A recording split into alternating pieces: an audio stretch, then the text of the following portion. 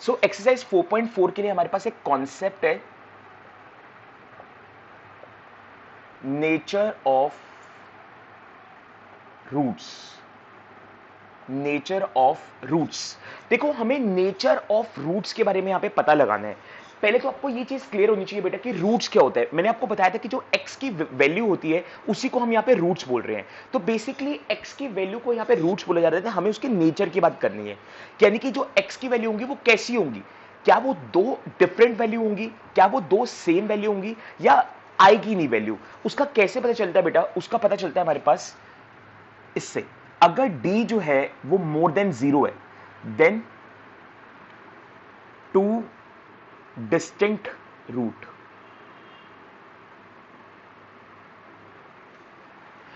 अगर बेटा यहां पे d की वैल्यू 0 से बड़ी आती है, अगर आप जैसे आप याद करो बेटा, हम जो क्वाड्रेटिक फॉर्मूला लगाते थे उसमें हम d निकालते थे, d का फॉर्मूला क्या होता था, बी स्क्वायर माइनस 4ac। सो वहां पे मैंने आपको बोला था बेटा कि d जो है ना वो 0 नहीं आना चाहिए, 0 या 0 से बड़ा आना चाहिए। अगर d की वैल्यू 0 से बड़ी आती है तो वहां पे जो रूट्स होंगे ना बेटा वो टू डिफरेंट रूट्स निकलेंगे, दो अलग अलग वैल्यू वाले रूट निकलेंगे, अगर d की वैल्यू मोर देन 0 होती है। तो इसी तरीके से सेकेंड केस आता है बेटा, अगर d इक्वल टू 0 होता है, then two equal roots, two equal roots हमें यहां पे मिलेंगे बेटा, दो सेम रूट्स मिलेंगे, दो सेम x की वैल्यू हमें यहां पे मिलेगी अगर d इक्वल टू 0 आता है तो।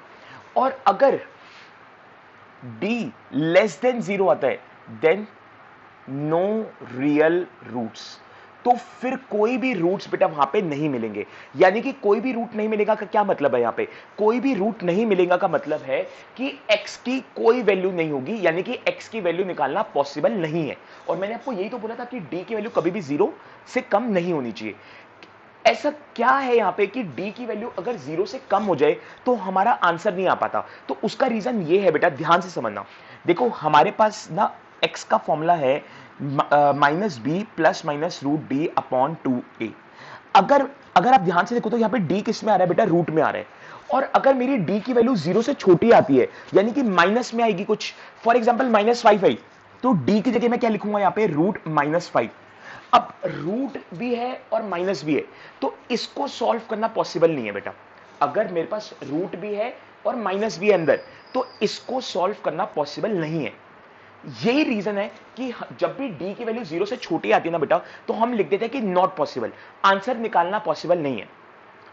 क्या अगर कभी भी रूट के अंदर माइनस आ जाता है तो क्या इसको सॉल्व नहीं कर सकते, हम कर सकते हैं, अभी नहीं कर सकते, 11th क्लास में कर सकते हैं। अगर आप 11th क्लास में बेटा मैथ्स लेते हो ना, तो वहां जाके हम कर सकते हैं, वहां जाके हम इसको सीख सकते हैं कि इसको कैसे माइनस को हमें हटाना है। बट यहां नहीं, यहां नहीं सीख सकते। यहां पे अभी हमें क्या करना है, अगर कभी भी रूट बेटा माइनस में आता है ना, तो हमें क्या करना है, हमें लिख देना है कि no real roots, real roots जो है नहीं निकल सकते। तो 3 नेचर है बेटा हमारे पास यहां पे जो समझने हैं।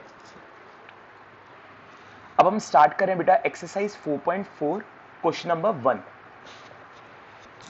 सो क्वेश्चन में कह रहे हैं बेटा, find the nature of the roots of the following quadratic equation, if the real roots exist find them. तो कह रहा है सबसे पहले तो आपको the nature of the roots बताने हैं। नेचर ऑफ द रूट्स मैंने आपको बताया ना, 3 नेचर होते हैं, तो तीनों में से जो भी अप्लाई हो रहा होगा आपको वो वाला नेचर बताना है एक तो।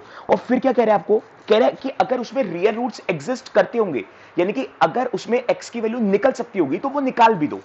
जैसे कि फर्स्ट पार्ट अगर हम देखें, फर्स्ट पार्ट में बेटा क्या बोल रहा है, इसमें कह रहा है 2x square minus 3x plus 5 equal to 0, 2x square minus 3x plus 5 equal to 0।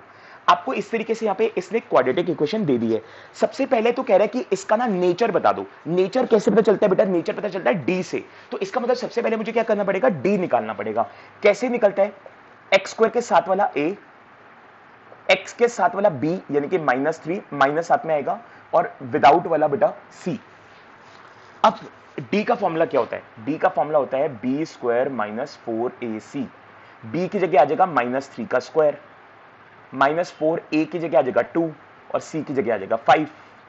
अब अगर आप करोगे तो -3 का स्क्वायर 9 होता है बेटा, माइनस है ना तो वो प्लस हो जाएगा स्क्वायर की वजह से, और यहाँ पे आएगा -4 5 2 10 10 4 40 40। अब 40 में से 9 गया है बेटा 31, लेकिन माइनस का, क्योंकि बड़ी वैल्यू क्या है बेटा, माइनस की। अब अगर आप ध्यान से देखो तो ये तो लेस देन 0 आ रही है, जबकि मैंने आपको बोला लेस देन 0 नहीं होनी चाहिए। अगर ये 0 आ रही है तो आ जाएगा no real roots, no real roots. आपका आंसर खत्म। अब मान लो अगर ये रियल रूट्स होते तो फिर मुझे x की वैल्यू भी निकालनी पड़ती, बट अभी नहीं है, तो आपका आंसर यहीं पे क्या हो जाएगा बेटा, खत्म हो जाएगा।